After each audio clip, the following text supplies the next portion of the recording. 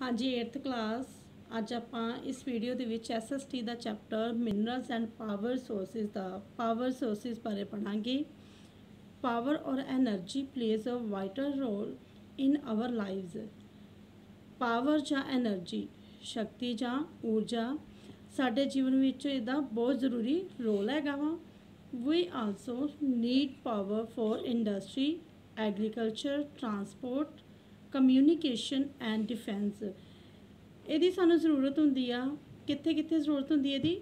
Industry ਕਾਰਖਾਨਿਆਂ ਦੇ ਵਿੱਚ, ਖੇਤੀਬਾੜੀ 'ਚ, ਆਵਾਜਾਈ ਦੇ ਸਾਧਨ, ਸੰਚਾਰ ਸਾਧਨ ਅਤੇ ਸੁਰੱਖਿਆ ਦੇ ਲਈ। Power resources may be broadly categorised as conventional and non conventional resources. Power resources ਨੂੰ ਦੋ ਹਿੱਸਿਆਂ ਦੇ ਵਿੱਚ ਕੈਟਾਗਰਾਈਜ਼ ਕੀਤਾ ਜਾ ਸਕਦਾ ਹੈਗਾ ਹੈ, conventional and non conventional resources ਦੇ ਵਿੱਚ। ਕਨਵੈਨਸ਼ਨਲ ਰਿਸੋਰਸਿਸ ਉਹ ਹੁੰਦੇ ਆ ਜਿਹੜੇ ਕੁਝ ਖਤਮ ਵੀ ਹੋ ਸਕਦੇ ਆ, ਇਹ ਕਾਫੀ ਸਮੇਂ ਲਈ ਯੂਜ਼ ਕੀਤੇ ਜਾਂਦੇ ਆ ਜਾਂ ਕਾਫੀ ਸਮੇਂ ਤੋਂ ਯੂਜ਼ ਕੀਤੇ ਜਾਂਦੇ ਆ। ਜਿਹੜੇ ਨੋਨ ਕਨਵੈਨਸ਼ਨਲ ਹੁੰਦੇ ਆ ਇਸ ਨੂੰ ਰੀਨਿਊ ਵੀ ਕੀਤਾ ਜਾ ਸਕਦਾ ਹੈਗਾ। ਕਨਵੈਨਸ਼ਨਲ ਸੋਰਸਿਸ ਬਾਰੇ ਆਪਾਂ ਪੜਾਂਗੇ। Conventional sources conventional sources of energy are those which have been in common use for a long time। Conventional sources ਜਿਹੜੇ ਸਰੋਤ ਹੈਗੇ ਆ ਐਨਰਜੀ ਦੇ, ਇਹਦੇ ਉਸ ਨੂੰ ਆਮ ਤੌਰ 'ਤੇ ਕਾਫੀ ਲੰਬੇ ਸਮੇਂ ਲਈ ਵਰਤਿਆ ਜਾਂਦਾ ਵਾ। ਜਿਵੇਂ firewood and fossil fuels are the two main conventional energy sources. Conventional energy sources ਦੇ ਦੋ ਮੇਨ ਹੈਗੇ ਆ, ਫਾਇਰਵੁੱਡ ਐਂਡ ਫੋਸਿਲ ਫਿਊਲ। ਸਭ ਤੋਂ ਪਹਿਲਾਂ ਆਪਾਂ ਫਾਇਰਵੁੱਡ ਬਾਰੇ ਪੜਾਂਗੇ। Firewood it is a widely used for cooking and heating. ਕਹਿੰਦੇ ਇਸ ਦੀ ਵਰਤੋਂ ਜਿਹੜੀ ਉਹ ਕੁਕਿੰਗ ਐਂਡ ਹੀਟਿੰਗ ਲਈ ਕੀਤੀ ਜਾਂਦੀ ਆ। ਜਿਵੇਂ ਕਾਊ ਡੰਗ ਹੋ ਗਿਆ ਜਾਂ ਲੱਕੜੀ ਹੋ ਗਈ, ਠੀਕ ਆ, ਇਹਦੀ ਵਰਤੋਂ ਅਸੀਂ ਕੁਕਿੰਗ ਵਾਸਤੇ ਕਰਦੇ ਹਾਂ। ਕਾਊ ਡੰਗ ਹੁੰਦਾ ਗੋਬਰ। In our country, more than 50% of the energy used by villagers comes from firewood। ਸਾਡੇ ਦੇਸ਼ ਵਿੱਚ 50% ਤੋਂ ਜ਼ਿਆਦਾ ਲੋਕ ਲੱਕੜ ਦਾ ਯੂਜ਼ ਕਰਦੇ ਆ, ਲੱਕੜ ਦੇ ਬਾਲਣ ਦਾ ਯੂਜ਼ ਕਰਦੇ ਆ, ਜਿਹਦੇ ਵਿੱਚ ਵਿਲੇਜਰਸ ਜਿਹੜੇ ਹੈਗੇ ਆ, ਪੇਂਡੂ ਜਿਹੜੇ ਹੈਗੇ ਆ ਲੋਕ, ਉਹ ਜ਼ਿਆਦਾਤਰ ਲੱਕੜੀ ਦੀ ਵਰਤੋਂ ਕਰਦੇ ਆ। Remains of plants and animals which were buried under the earth for millions of years got converted by the heat and pressure into fossil fuels।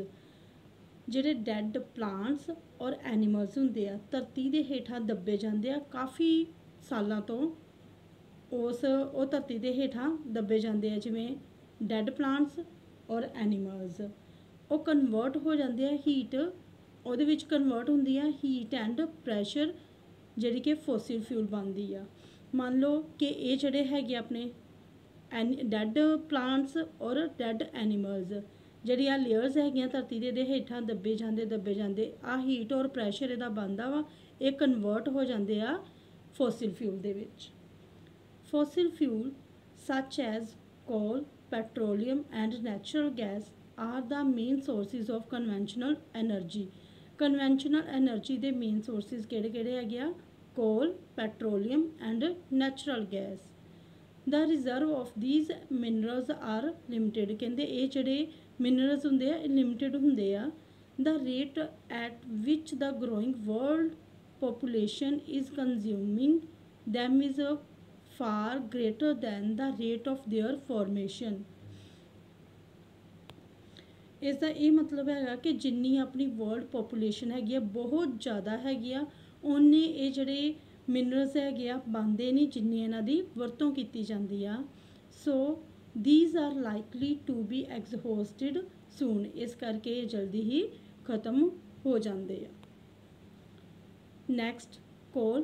This is the most abundantly found fossil fuels। ਕਹਿੰਦੇ fossil fuels ਦੇ ਵਿੱਚ ਇਸ ਦੀ ਬਹੁਤ ਜ਼ਿਆਦਾ ਇਹ ਜਿਹੜਾ ਕੋਲ ਪਾਇਆ ਜਾਂਦਾ ਹੈਗਾ ਵਾ ਬਹੁਤ ਜ਼ਿਆਦਾ ਮਾਤਰਾ ਦੇ ਵਿੱਚ। It is used as a domestic fuel। ਕਹਿੰਦੇ ਇਸ ਦੀ ਵਰਤੋਂ ਘਰੇਲੂ ਬਾਲਣ ਦੀ ਤਰ੍ਹਾਂ ਵੀ ਵਰਤੀ ਜਾਂਦੀ ਆ। In industries ਕਾਰਖਾਨਿਆਂ ਦੇ ਵਿੱਚ such as iron and steel। Steel ਅਤੇ ਆਇਰਨ ਦੇ ਕਾਰਖਾਨਿਆਂ ਵਿੱਚ ਵੀ ਇਸ ਦੀ ਵਰਤੋਂ ਕੀਤੀ ਜਾਂਦੀ ਆ। Steam engines and to generate electricity, steam engine ਦੇ ਵਿੱਚ ਅਤੇ ਇਲੈਕਟ੍ਰੀਸਿਟੀ ਨੂੰ ਬਿਜਲੀ ਪੈਦਾ ਕਰਨ ਦੇ ਲਈ ਵੀ ਕੋਲ ਦੀ ਵਰਤੋਂ ਕੀਤੀ ਜਾਂਦੀ ਆ। ਇਲੈਕਟ੍ਰੀਸਿਟੀ ਫਰੋਮ ਕੋਲ ਇਜ਼ ਕਾਲਡ ਥਰਮਲ ਪਾਵਰ। ਜਿਹੜੀ ਕੋਲ ਤੋਂ ਇਲੈਕਟ੍ਰੀਸਿਟੀ ਪੈਦਾ ਕੀਤੀ ਜਾਂਦੀ ਉਸਨੂੰ ਥਰਮਲ ਪਾਵਰ ਕਿਹਾ ਜਾਂਦਾ ਵਾ। The coal which we are using today was formed millions of years ago। ਕਹਿੰਦੇ ਜਿਹੜਾ ਕੋਲ ਦੀ ਵਰਤੋਂ ਹੈਗੀ ਆ ਅਸੀਂ ਅੱਜ ਵੀ ਅਤੇ ਕਾਫੀ ਸਾਲਾਂ ਤੋਂ ਪਹਿਲਾਂ ਇਸ ਦੀ ਵਰਤੋਂ ਕਰ ਰਹੇ ਹਾਂ। when giant ferns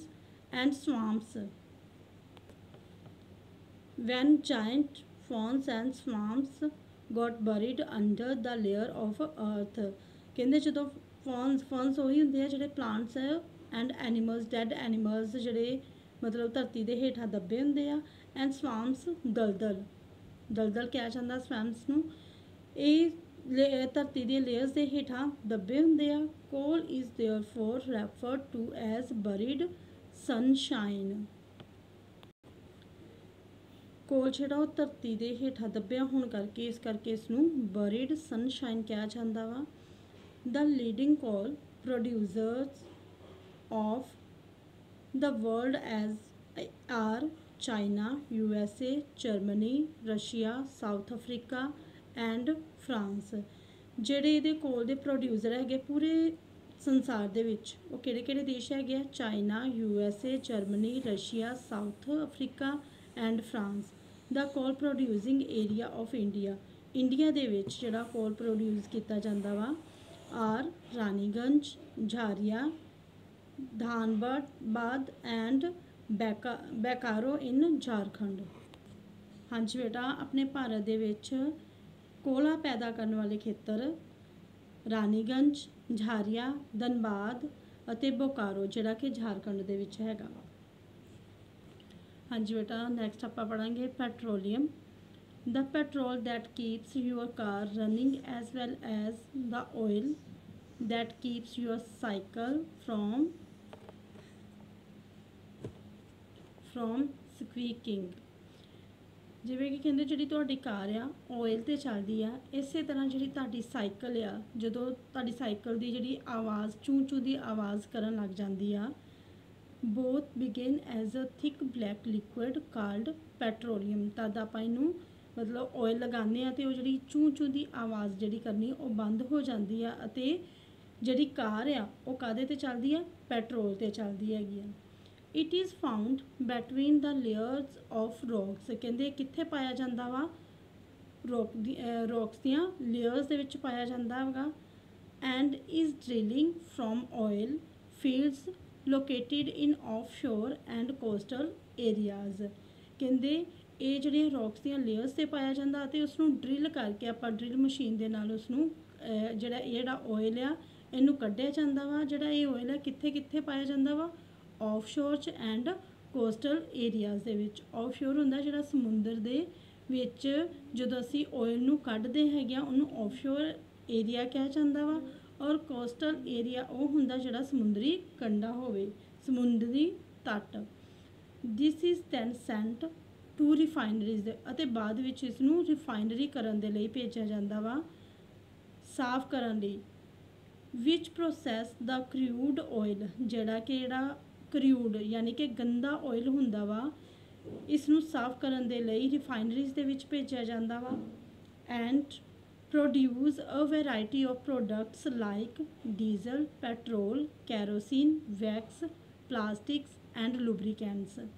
ਕਹਿੰਦੇ ਜਦੋਂ ਇਸ ਨੂੰ ਕਰੂਡ ਆਇਲ ਨੂੰ ਰਿਫਾਈਨਰੀ ਦੇ ਵਿੱਚ ਭੇਜਿਆ ਜਾਂਦਾ ਤੇ ਜਿਹੜਾ ਉਹਦਾ ਗੰਦਾ ਆਇਲ ਆ ਉਸ ਤੋਂ ਹੋਰ ਵੀ ਚੀਜ਼ਾਂ ਜਾਂ ਵੈਰਾਈਟੀਜ਼ ਜਿਹੜੀਆਂ ਹੈਗੀਆਂ ਵਾ ਉਹ ਪ੍ਰੋਡਿਊਸ ਹੁੰਦੀਆਂ, ਜਿਵੇਂ ਡੀਜ਼ਲ ਹੋ ਗਿਆ, kerosene, petrol, wax, plastic and lubricants. Petroleum and its derivatives are called black gold। Petroleum ਅਤੇ ਇਹਦੇ ਜਿਹੜੇ ਡੈਰੀਵੇਟਿਵਸ ਹੁੰਦੇ ਆ ਉਸ ਨੂੰ ਬਲੈਕ ਗੋਲਡ ਕਿਹਾ ਜਾਂਦਾ ਵਾ।